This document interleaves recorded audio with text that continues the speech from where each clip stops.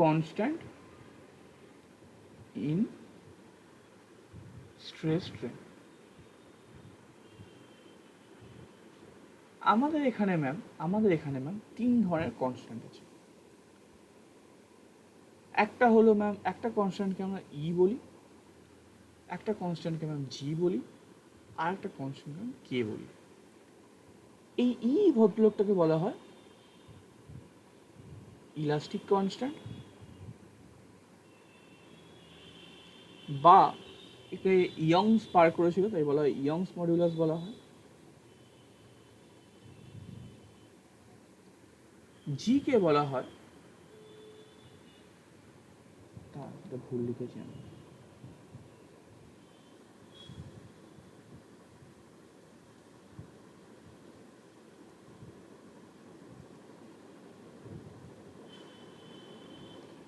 জি কে আমরা কি বলে থাকি, জি কে বলে থাকি রিজিডিটি মডিউলাস।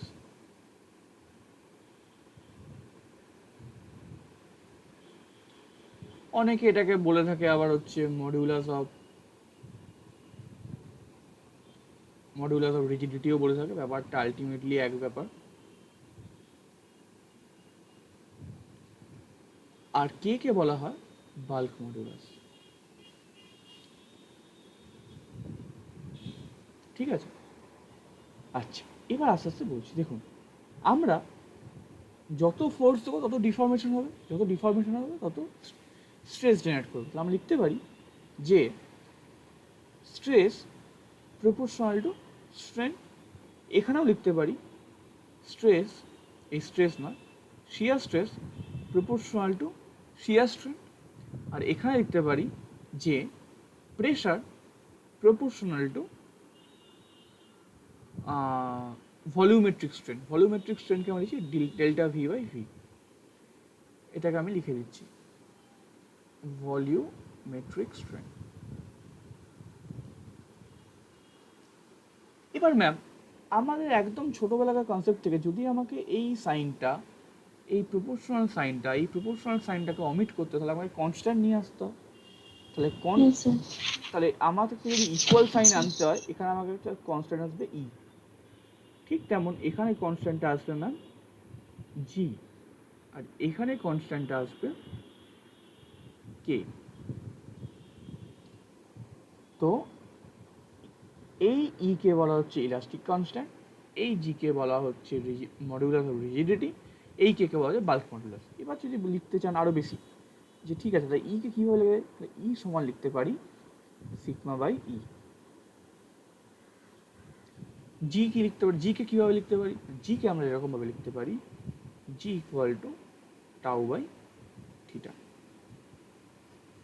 আর কে কে কীভাবে লিখতে পারি P by del V by V. এবার কথা হলো এর ইউনিট কী হবে। দেখুন এখানে আবার এটা সাইনটা পুরো দেখুন, এই যে এপসাইলন, এই যে থিটা, আর এই যে ডেল ভি বাই ভি, এরা সবাই কিন্তু ইউনিটলেস। তাহলে ই এর ইউনিটটা কী হবে, সেম অ্যাজ, এক মিনিট ম্যাম,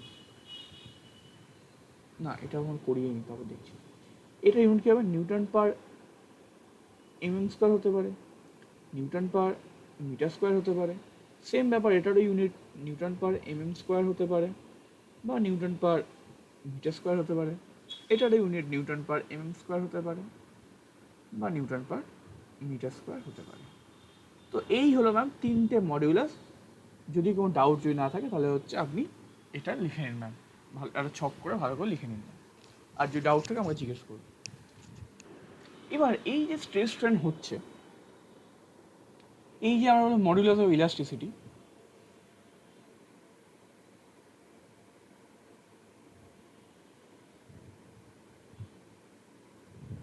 এবার গল্পটা হোক কিছু লিমিটের উপর তবে। একটা হলো ইলাস্টিক লিমিট,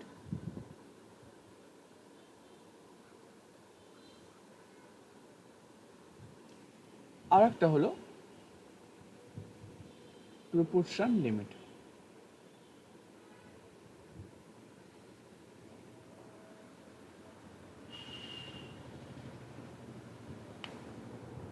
ইলাস্টিক লিমিট কাকে বলে?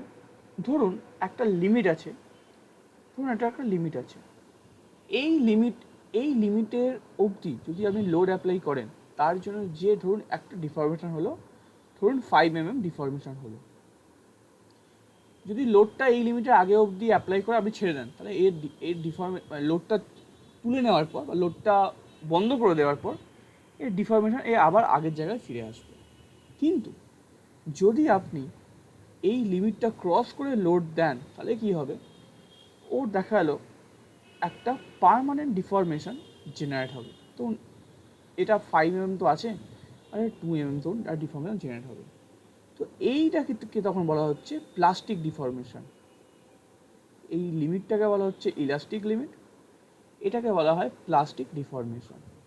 আর এই যে 5 mmটা ছিল, এইটাকে বলা হচ্ছে ওর ইলাস্টিক ডিফরমেশন। তাহলে ইলাস্টিক লিমিট আপনি তাকেই বলবেন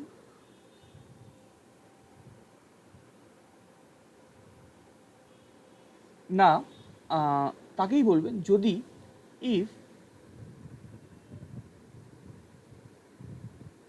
before certain limit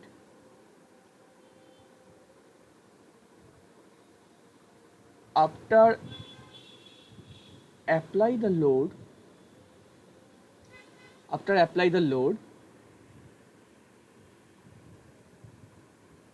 body back to its original shape, that means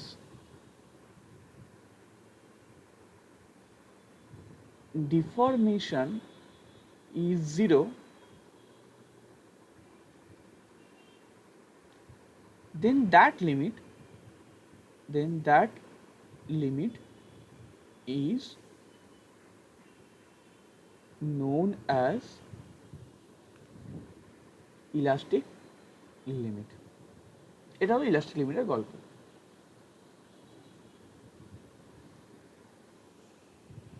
এবং আরেকবার বলুন। হ্যাঁ বলছি, এবং এই ইলাস্টিক লিমিটেই কিন্তু ইটা মানে ইয়ংস মডুলাসটা কাজ করে।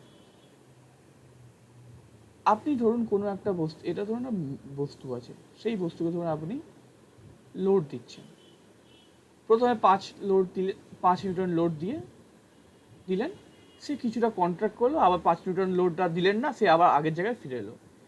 এবার 7 নিউটন দিলেন, তাতেও কিছুটা কন্ট্রাক্ট হলো, বাট স্ট্রেন জেনারেট হলো, হওয়ার সে আবার নিজের জায়গায় ফিরে এলো। এবার যেই আপনি 10 নিউটন দিলেন, দেখলেন সে হঠাৎ করে বেশ অনেকটা কমে গেল, এবং লোডটা যখন তুলে নিলেন তখন সে আর কমছে না, মানে সে আগের অবস্থায় ফিরে আসছে না। তাহলে সেটাই বলছি, একটা সার্টেন লিমিট যার আগে অবধি আপনি যদি লোড অ্যাপ্লাই করেন, সেই বডিটা তার অরিজিনাল শেপে চলে আসে, যার ফলে ডিফরমেশনটা 0 হয়ে যায়। সেই পার্টিকুলার লিমিটটাকে বলা হয় ইলাস্টিক লিমিট। ম্যাম বুঝে গেছে ম্যাম?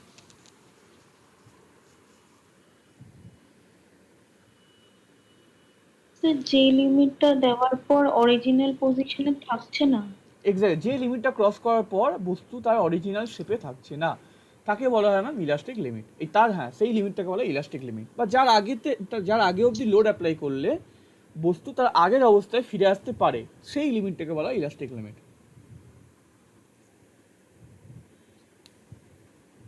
ঠিক আছে।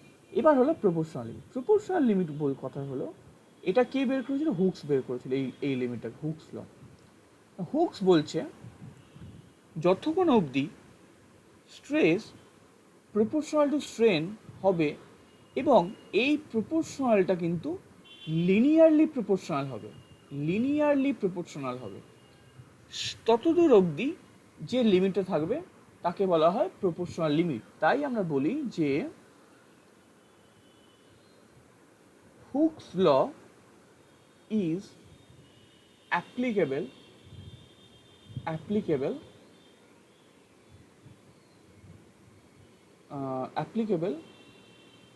till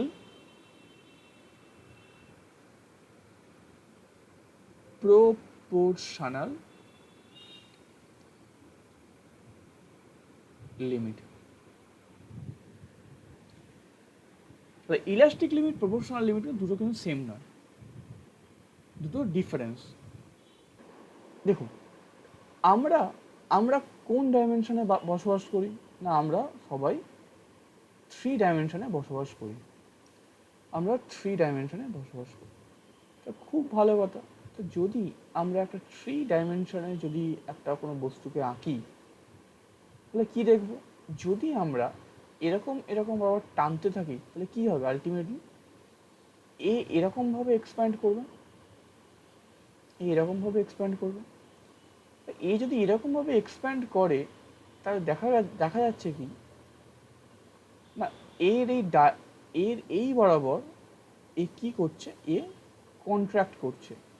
যদি এক্সপ্যানশনটা যদি এরকম এরকম হয়, তাহলে এই বরাবর কন্ট্রাক্ট করছে, এই বরাবর কন্ট্রাক্ট করছে। এই যে গোটা ব্যাপারটা, এই যে একদিকে এক্সপ্যান্ড করে আরেকদিকে কন্ট্রাক্ট করছে, এই ব্যাপারটা কে এনেছিল? না, এই ব্যাপারটাকে এনেছিলেন পয়জন। তাই একে বলা হয় পয়জন রেশিও। পয়জন রেশিওকে জেনারেলি আমরা মিউ লিখে দিই। মিউ ইকুয়াল টু আমরা লিখি না ল্যাটারাল স্ট্রেন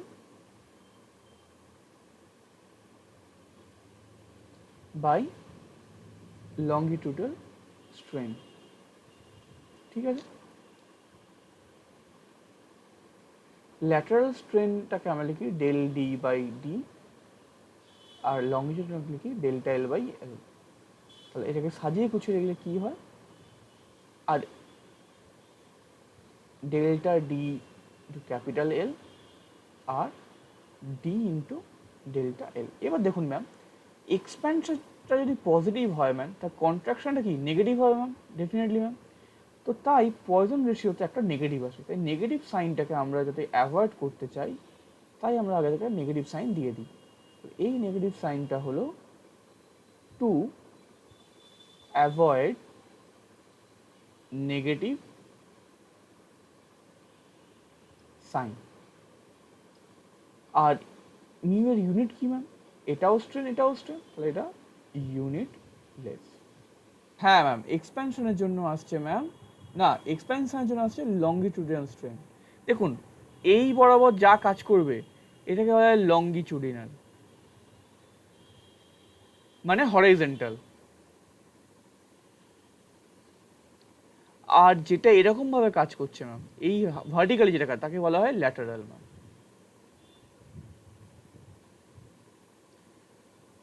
ভার্টিক্যাল।